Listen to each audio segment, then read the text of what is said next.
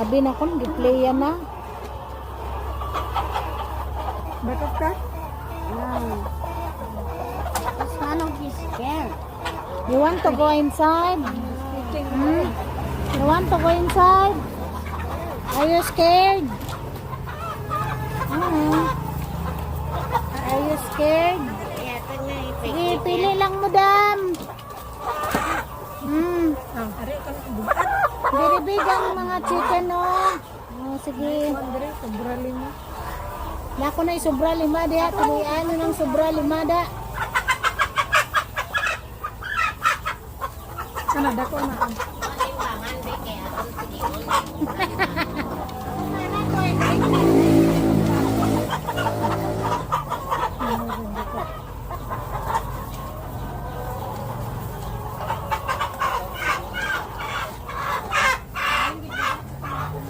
Libog mo di ako dira ito.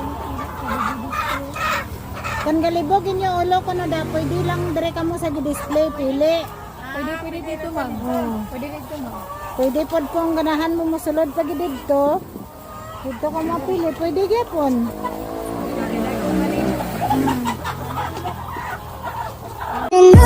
These people do not faze me, enjoying every moment. They worry about who's in it. I'm growing every day, everything's gonna be okay as long as I'm a For the meantime guys, ito pala yung mga alaga ni mother. Ang dami ng palamunin. Yan yung pato niya, tsaka meron din bagong panganak. O, iwan ko ilan yan. Madami-dami din guys. So ayan na nga guys, it's time to mikas na. Susubukan natin ngayon magluto ng kaldereta. Actually first time ko lang to guys na magluto ng ganyan kadami na kaldereta. So let's see kung anong mangyayari mamaya.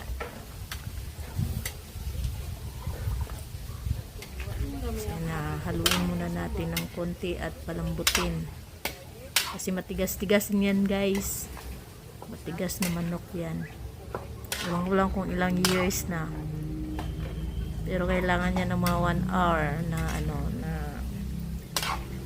kulo bago lumambot.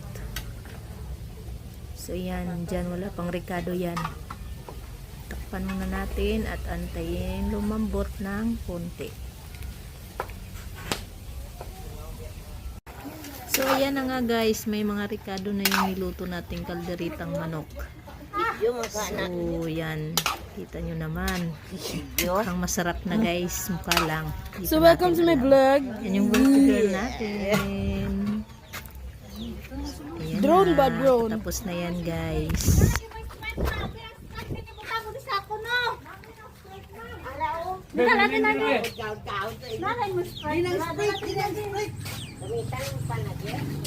Ilan na siya nagtubig.